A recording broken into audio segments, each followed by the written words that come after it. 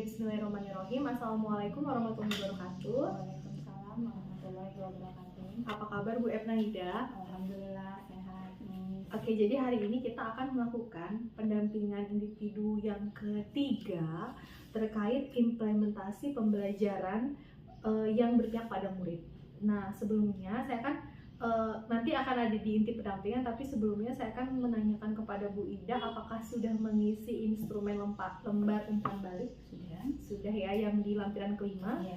Selanjutnya selama 1 bulan terakhir setelah memasuki modul 2.1 sampai 2.3 ya sekarang, apa yang Bu Epnahida rasakan selama pembelajaran daring? Apakah Bu Ida menemukan kesulitan pada saat pembelajaran daring atau sudah menemukan solusi-solusi tertentu gitu? Apakah Ibu bisa menceritakan ke saya? Selama pembelajaran daring yang ini saya merasa tidak ada hambatan, baik di sinyal, sepertinya semuanya mendukung, tidak terdapat hambatan. Belum ada hambatan yang berarti ya? Belum ada hambatan yang terlalu menghambat begitu.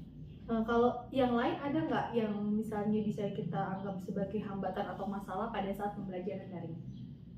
Pada saat pembelajaran daring biasanya saya terkendala dengan waktu, karena kalau SMA itu kan pulangnya sore. Nah, sementara kadang kita itu ada jadwal untuk daring itu dari pukul 1 sampai 13.15. Nah, itu jadi saya posisi berada di sekolah, jadi otomatis kewajiban saya seharusnya bersama siswa, jadi saya tidak bisa maksimal itu. Jadi lebih ke pembagian waktu ya, Iya. karena nggak sinkron. Tapi kalau misalnya fasilitator di sore hari Ibu Ida bisa ya? Bisa. Kalau yang saya lihat kemajuan Bu Ida udah banyak banget ya. Kalau di Canva itu kontennya sudah komprehensif banget. Terus kalau keterlibatan atau proaktif pada saat pembelajaran daring juga udah terlihat banget saat menyampaikan pendapat atau memberikan pertanyaan sudah nyambung dengan materi yang dipelajari. Itu yang saya apresiasi banget sama Bu Epnahida. Selanjutnya saya akan ke bagian inti pendampingan. Yang pertama tentang refleksi hasil survei umpan balik 360 derajat dan asesmen mandiri tentang kompetensi guru penggerak. Nah, di sini Ibu Ida kan sudah ngebawa nih ya beberapa dari rekan sejawat, 5 rekan sejawat waktu kita diskusi prakarsa perubahan, terus 5 peserta didik sama kepala sekolah, sama Ibu juga mengisi yang di LMS ya. Udah dicetak juga itu ya. Nah, saya akan bertanya dulu, pasti Bu Ida udah baca-baca sedikit-sedikit ya apa saja yang menjadi masukan dari kepala sekolah, rekan sejawat, murid, dan juga Ibu sendiri setelah self-assessment.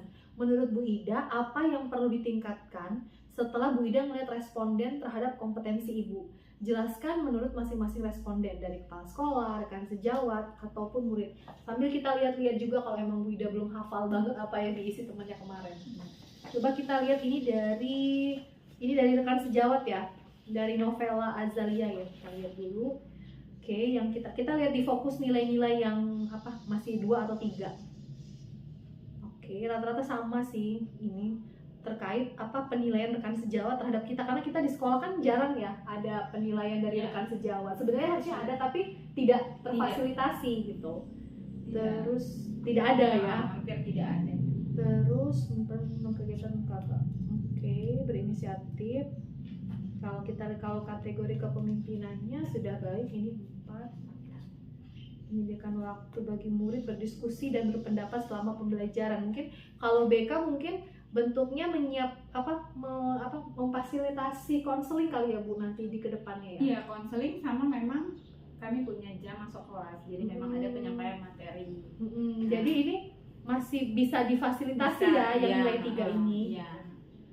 Memandu pertemuan dengan ada jam konseling ya. Iya. Jam konseling itu biasanya disatukan dengan jam pendidikan anti korupsi kalau untuk di SMA. PAK ya? Iya. Kita lihat.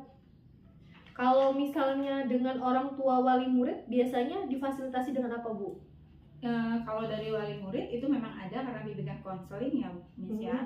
Yang pertama itu dari sejak siswa baru pertama masuk kami sudah ada kesepakatan antara peraturan sekolah yang harus ditaati dengan siswa. Jadi diketahui oleh orang tua. Jadi ada kesepakatan antara orang tua dengan kami pihak sekolah. Itu yang pertama. Dan yang selanjutnya setelah proses pembelajaran biasanya selalu dipantau. Nah itu nanti ada konfirmasi dengan orang tua. Misalnya siswa terlambat, tidak berangkat ke sekolah, itu nanti kita minta penjelasan dari orang tua juga selain dari penjelasan siswanya sendiri. Jadi sebenarnya sudah dijalankan Sudah. ya, tapi belum maksimal aja, udah 3, udah bagus ya. Lanjut kita lihat di India, adanya ice breaking, perilaku yang perlu CGP mulai lakukan, kesediaan paling yang memadai, kreativitas, CGP menguasai yang disampaikan dengan baik. Kayak ini dari Bu Novela ya. Apa sama kira-kira ada nggak yang kalau bisa ini? Ini dari Bu Putri, kita lihat dari Bu Putri. Oke, sepertinya sih sama ya Bu ya rata-rata. Nah, soal kombel gimana Bu? Ini sama adanya ice breaking juga. Kalau apa namanya, kira-kira kombelnya sudah bisa nggak Bu, dijalankan belum? Sudah ada koordinasi belum? Kombelnya belum, kayaknya di SMA-nya belum. Mungkin next kita ini ya, Nah. maksudnya kita ajak kepala sekolahnya untuk ngebentuk kombel kan? Iya.